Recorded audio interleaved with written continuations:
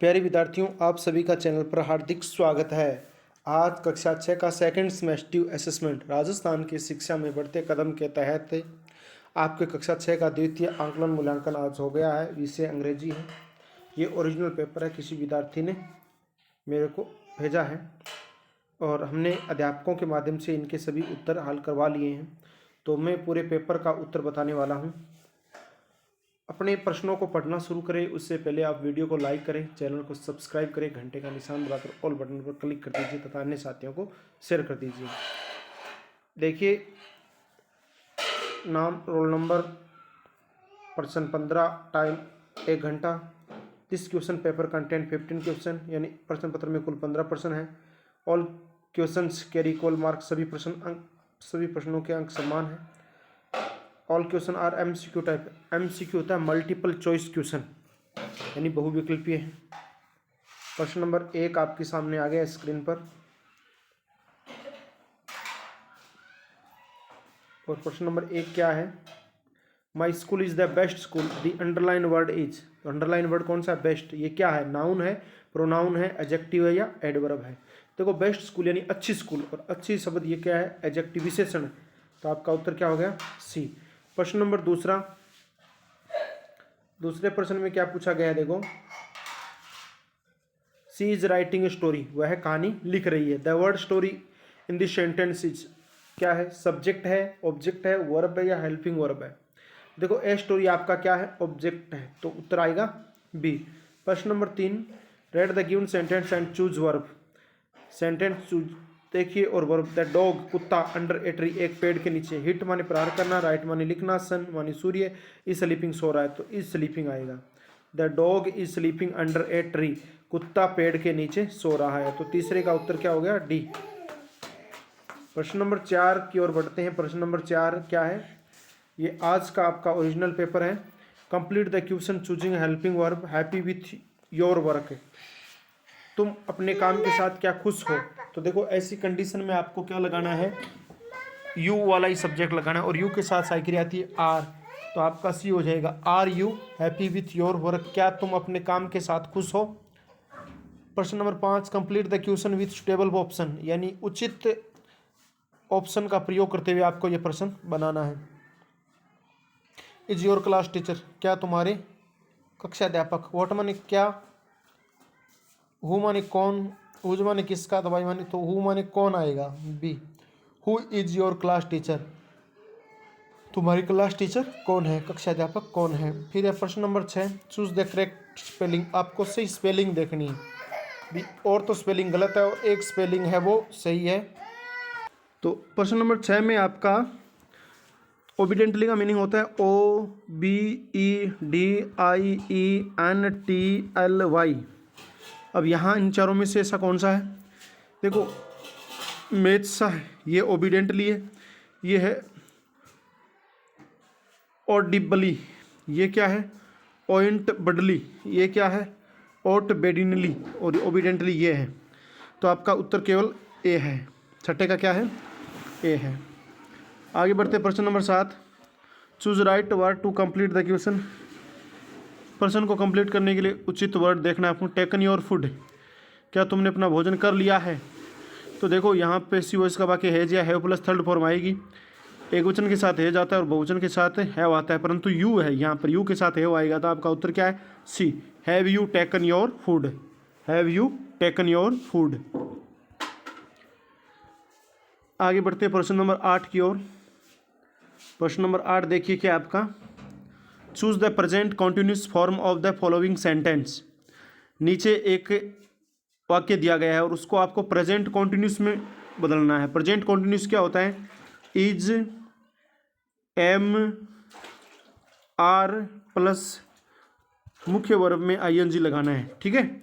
Is am are first form, is एक वचन के साथ, एम आई के साथ और आर बहुवचन के साथ।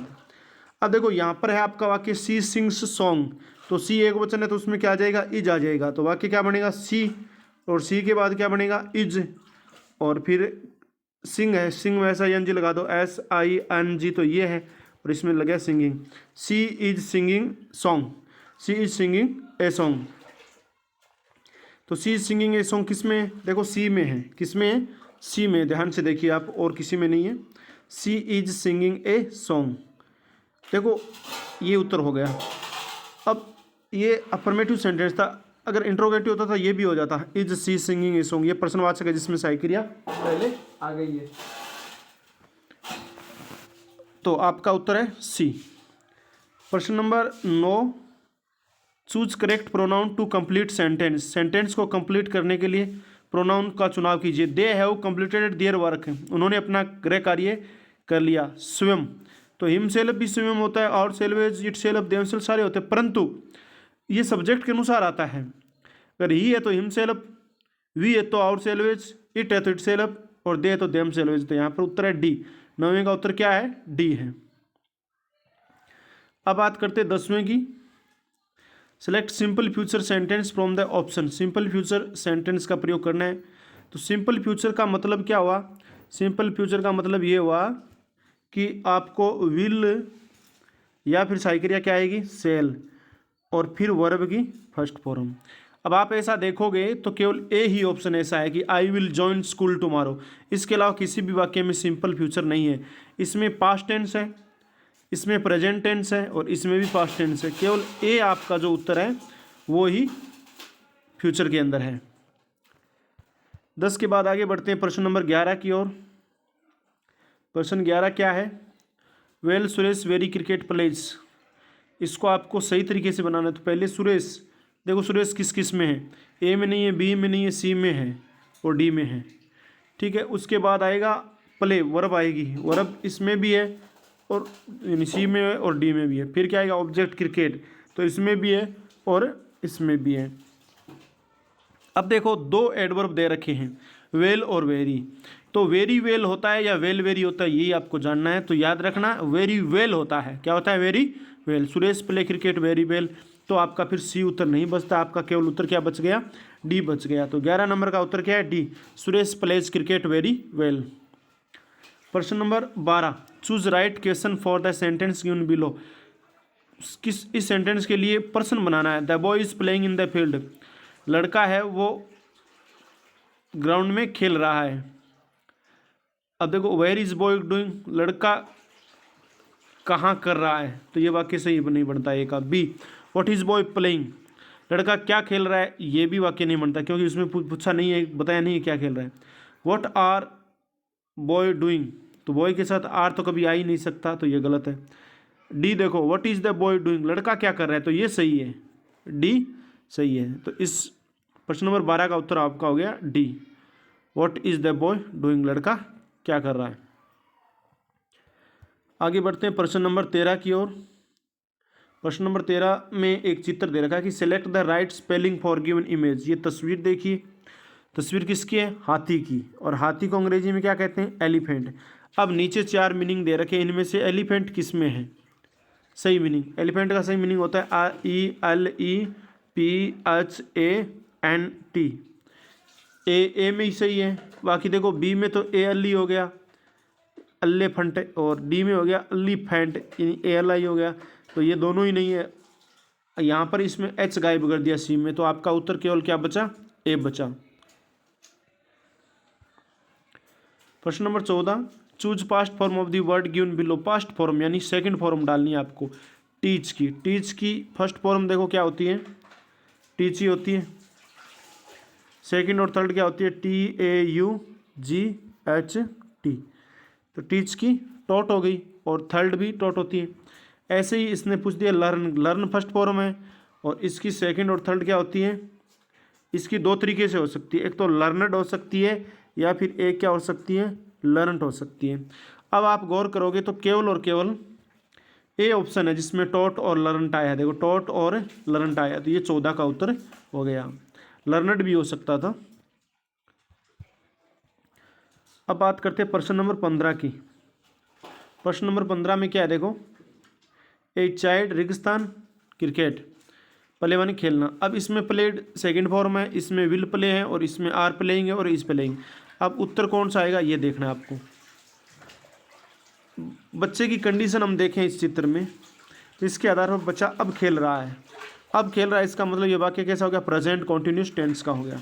और प्रेजेंट कॉन्टिन्यूस टेंस में क्या आता है, इज, एम और आर, तीनों में से कोई एक सहायक क्रिया आ जाती है, प्लस बेस फॉर्म होती है मुख्य क्रिया, उसमें आईएनजी आता है। तो देखो आईएनजी किस किस में है, सी में है और डी में है, ठीक है। तो ए बी तो होगा ही नहीं उत्तर, सी डी में से कोई एक होगा, या सी है या फिर डी है। अब देखना है, इज एम आर तो आ गया, सी में भी है और डी में भी है, सी में आर है और डी में इज है, परंतु चाइल्ड बच्चा एक वचन है और एक वचन क्या आता है, इज आता है। तो आपका उत्तर क्या हो गया, डी, इज प्लेइंग। 15 नंबर का उत्तर क्या है, डी। आगे, अच्छा प्यारे बच्चों, ये 15 ही प्रश्न थे आज के पेपर के। सेकंड सेमेस्टिव असेसमेंट आपने मिलान कर लिया होगा। आज का ये ओरिजिनल पेपर है और आप इसको मिलान कर लो कि आपके कितने सही हो रहे हैं और कितने गलत हो रहे हैं।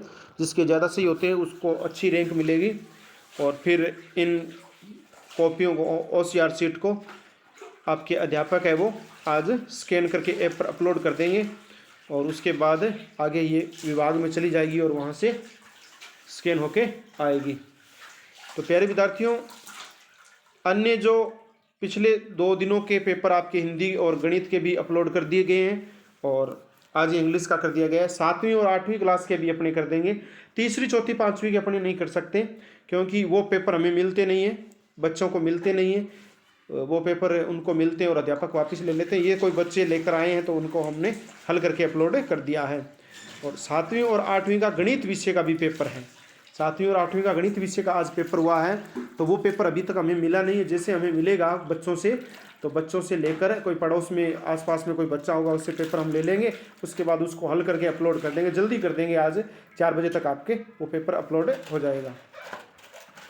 तो प्यारे विद्यार्थियों, ये आपने पहले तो इस वीडियो को अंत तक देखा, इसके लिए बहुत बहुत धन्यवाद। यदि वीडियो पसंद आया तो आप इसे लाइक करें, चैनल को सब्सक्राइब करें, घंटे का निशान दबाकर ऑल बटन पर क्लिक करते हुए अन्य साथियों को शेयर कर दीजिए। प्यारे विद्यार्थियों, फिर मिलेंगे नई क्लास में, तब तक के लिए जय हिंद, जय भारत, वंदे मातरम।